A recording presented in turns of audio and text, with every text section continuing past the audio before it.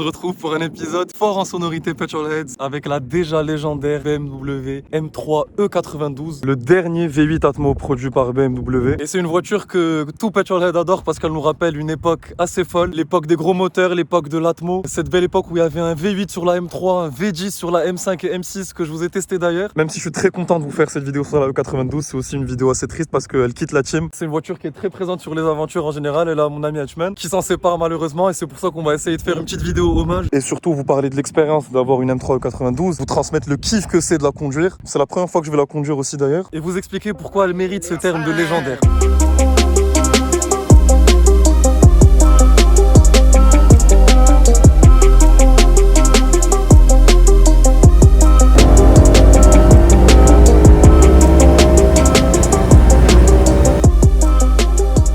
Commençons par le commencement, Petrolheads. Le V8 S65 B40, apparu pour la première fois sur une M3 sur cette E92 qui est sortie en 2007. Et ouais, parce que sur la E46, c'était un 6 cylindres en ligne. Et chose qui est assez folle avec la génération E92 qui était la 4e génération de M3. D'ailleurs, petite parenthèse, j'ai pu conduire la M3 E30 qui était la première génération. Je vous ai bien détaillé l'histoire de pourquoi et comment la M3 est née, donc checkez ça si c'est toujours pas fait. Et pour se remettre dans le contexte actuel, en 2007, il faut savoir que quand la E46 est sortie avant, elle était considérée comme la meilleure sportive du monde, voire de tous les temps. Du coup, les gars chez BMW, ils n'avaient pas grand chose à prouver. Donc leur défi c'était quoi? C'était avant tout la légèreté. Et c'est pour ça que même si on a 2 cylindres en plus sur ce moteur, il est plus léger que le 6 cylindres de la E46, notamment parce qu'il est fait entièrement en aluminium et en silicium. 4 litres, 420 chevaux, pour pile poil 400 Nm de couple. Et un moteur, comme vous allez le voir, qui rugit jusqu'à 8300 tours minute. Des gros moteurs Atmo qui crient aussi fort, c'est un régal. Vous avez déjà vu ça avec la Speciale. Là ça va être sur un autre timbre de chant, on est sur un orchestre allemand cette fois. Et c'est vraiment un des charmes principaux de cette voiture parce que comme je dis toujours à Hatchman, on s'en lasse jamais de ce V8, de ses accélérations. Mais bon, je vais m'arrêter là déjà. Je vais vous retrouver au volant pour vous partager ma première expérience de conduite et bien sûr d'autres infos assez intéressantes sur la voiture. Juste avant, je vous montre quelques détails esthétiques que j'aime bien. La configuration de celle-ci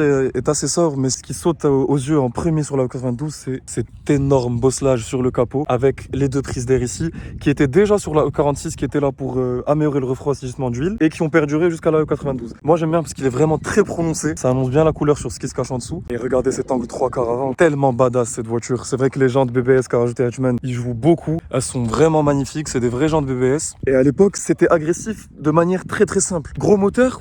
Ok, bah donc grosse prise d'air à l'avant pour refroidir le V8. Assez agressif le pare-choc avant, j'aime bien. Il a rajouté cette petite calandre en noir aussi. On retrouve le rappel M3 sur les côtés. Ça change pas, même jusqu'à aujourd'hui on les retrouve. Après, un des trucs qui est le plus caractéristique pour moi de cette époque-là, les rétros et les M, c'est toujours une grande histoire d'amour, surtout sur les M3. Regardez comment il est dessiné, c'est un détail qui a toute son importance, je trouve. Après, question aéro à l'époque, on voit bien la différence avec par exemple la G80 que j'ai pu essayer récemment. C'était bien gros, bien badass, toujours plus gros, toujours plus agressif. Elle fait 1,8 m de large, ça reste très imposant sur la route. Et regardez par exemple, comparé aujourd'hui avant, comme démarcation de largeur, t'as que cette ligne bien droite sur les côtés. Il y a cet angle de la E92 que j'aime beaucoup parce que son arrière est vraiment bien bombé, bien posé au sol. Là normalement vous remarquez un petit truc qui cloche, mais je vais vous l'expliquer tout de suite. On a les fameuses 4 sorties d'échappement avec un pare-choc arrière un peu plus agressif que la normale. Il se démarque bien par rapport à une E92 coupée normale. Un léger béquet d'origine aussi qui était là. Et le 320D normalement, je vous en ai déjà parlé sur Instagram. C'est une petite blague de la part d'Hatchman, si on peut appeler ça comme ça, pour troller un peu les gens qui ont des 316 ou des 318 et qui mettent des gros M3 de partout. Là il a décidé de faire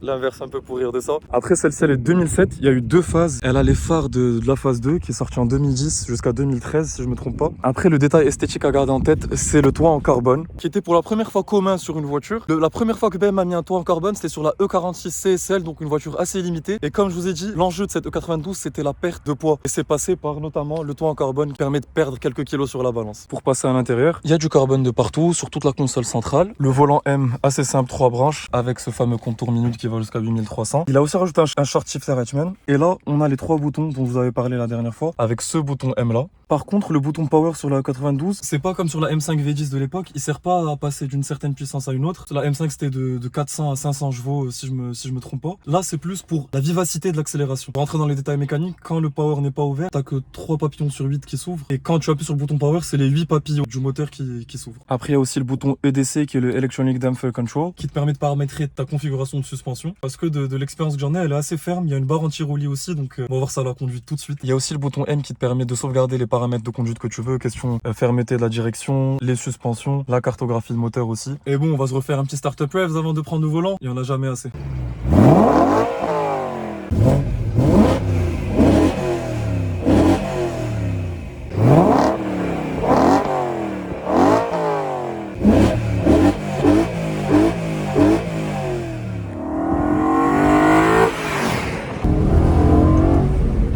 0 à 100 Petrolheads, la E92 avec ses 1650 kg, avec la boîte méca, elle le faisait en 4 secondes 8. Il y avait aussi la version DKG qui la faisait elle en seulement 4 secondes 5.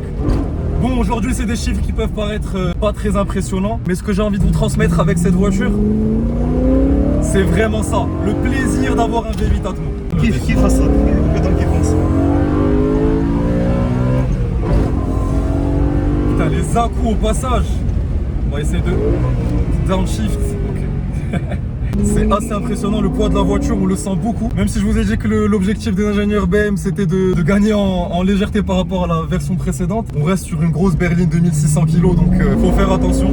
D'ailleurs là vous me voyez prendre des petits virages comme sur une espèce de circuit. On est sur une route fermée près de Casa. C'est un petit circuit donc ça permet de bien exploiter la voiture, pas peut-être dans les longues lignes droites où tu as le temps de profiter des 8300 tours de l'Atmo. C'est vraiment un champ continu, regardez, là je suis en deuxième. Et j'étais qu'à 6500, j'avais encore 2500 presque tours par minute pour profiter de la sonorité.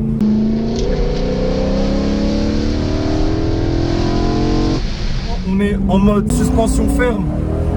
La barre anti-roulis fait vraiment bien son boulot aussi. La voiture est plaquée au sol. Elle tanque pas beaucoup quand même pour le gabarit de la voiture. La réponse du moteur est instantanée. Ça c'est dû au fait que ce soit un Atmo, mais c'est aussi grâce au système Vanos de BMW dont je vous ai déjà parlé, à distribution variable, qui fait bien son boulot. La direction est assez précise. Et là c'était les 8300.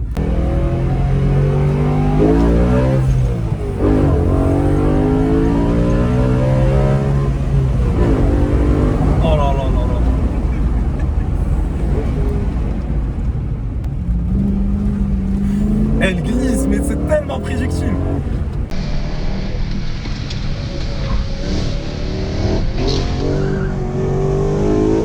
Ça chez Petrolheads, c'est vraiment un décès de dernière minute, parce que dès que j'ai su que Hutchman allait vendre la voiture, je me suis dit attends, faut vraiment qu'on rende hommage à ce théâtre sonore du quotidien. Et comme vous avez vu, c'est instantané, le bonheur qu'elle te procure.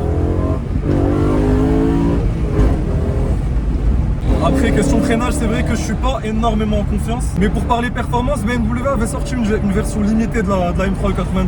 La GTS, limitée à seulement 250 exemplaires. On était monté en motorisation, c'était 450 chevaux, 4 litres 4, la cylindrée du moteur. Encore plus allégé, des arceaux, une configuration encore bien plus faite pour le circuit. Ça va être un modèle futur collector, mais même la E92 en général, elle est déjà tellement recherchée parce que comme je vous ai dit, c'est le dernier V8 Atmo qu'a produit BMW. Et ça devient de plus en plus dur d'en trouver en bon état. Je sais pas si vous vous rappelez, pour certains d'entre vous qui avez vu ma vidéo sur conseil d'achat sur les voitures M, sur celle-ci elle est connue pour les coussinets de bielle notamment à changer vers les 90 000 km. Il y a aussi l'entretien du système Vanos, les actuateurs aussi. Du coup c'est vrai qu'en entretien c'est une voiture qui demande énormément d'entretien. Il y a plein de petits détails comme l'huile moteur qui est assez compliqué à trouver. Autre chose à rajouter sur la voiture, c'est que bon, une BM, tu vraiment configures la voiture comme tu veux, il y a tellement de modifications à faire. Et la première chose qui se fait très souvent, c'est par rapport au son déjà. Sur celle-ci, il y a le 3-pipe mode qui a été fait, qui consiste très grossièrement à couvrir certaines parties d'échappement dans le muffler. Et très simplement, tu développes cette sonorité qui fait toute la voiture. En mode suspension les plus fermes, elle est vraiment assez réactive par rapport aux irrégularités de la route. Et écoutez-moi cette sonorité fond troisième.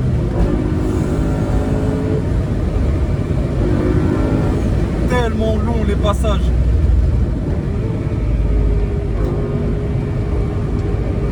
Elle est collée au sol. Je m'attendais pas à ce qu'elle soit aussi performante à ce sujet-là. Qu'est-ce que c'est bon! C'est vraiment ça l'air BMW des années 2005-2007. Ce V8, pas beaucoup de restrictions. Je pense qu'ils savaient ce qui allait arriver. Je pense qu'ils savaient que le futur nous réservait du fab, du turbo. Et ils se sont dit on va se faire kiffer, on va faire kiffer tous les passionnés de la marque. Et le pari est vraiment réussi. On va essayer un petit. Chaque passage, chaque downshift, c'est du pur théâtre. Après, les 400 Nm de couple, ils sont pas hyper étonnants, ils te scotchent pas au siège, t'es pas dans tous tes états, mais la réactivité du moteur couplée à cette sonorité, à cette plage sonore qui n'en finit jamais, c'est incroyable. Et elle est vraiment très joueuse. C'est assez contradictoire, j'ai envie de dire, parce que tu sens quand même que t'es sur une voiture lourde. Tu fais qu'un avec la voiture, elle est là pour jouer avec toi, et tu sens que tu peux la manier vraiment comme tu veux. En passager, tu sens pas qu'elle est aussi ferme que ça, mais là, c'est vraiment toutes les irrégularités, tu les sens.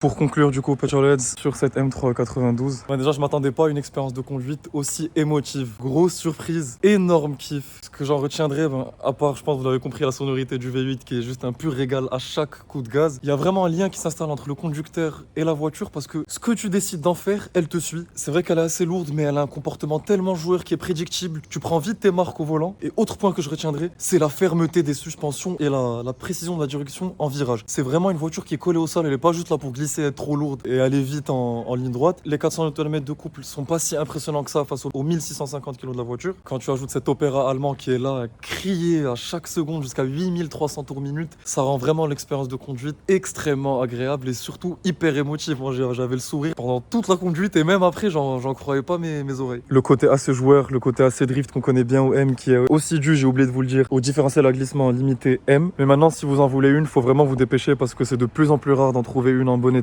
Il faut vraiment que vous gardiez en tête que si vous achetez ce genre de voiture, ça demande un certain entretien pour qu'elle puisse rouler et rester en bonne santé. C'est très fiable, mais mot-clé à garder en tête, entretien préventif. On est en train de dire au revoir à cette M3 92 qui quitte l'équipe. On la verra plus sur Instagram maintenant. Je remercie énormément Hatchman de m'avoir laissé la conduire, de m'avoir laissé faire cet hommage à la voiture avec vous sur YouTube pour vous la partager. Dites-moi ce que vous en pensez. J'aimerais bien savoir aussi votre génération préférée de M3. Est-ce que vous êtes plus E30, E36, E46, E92, F80 ou G80? Et laissez un like et un commentaire pour aider au développement de la chaîne. Moi je vous dis à la prochaine aventure.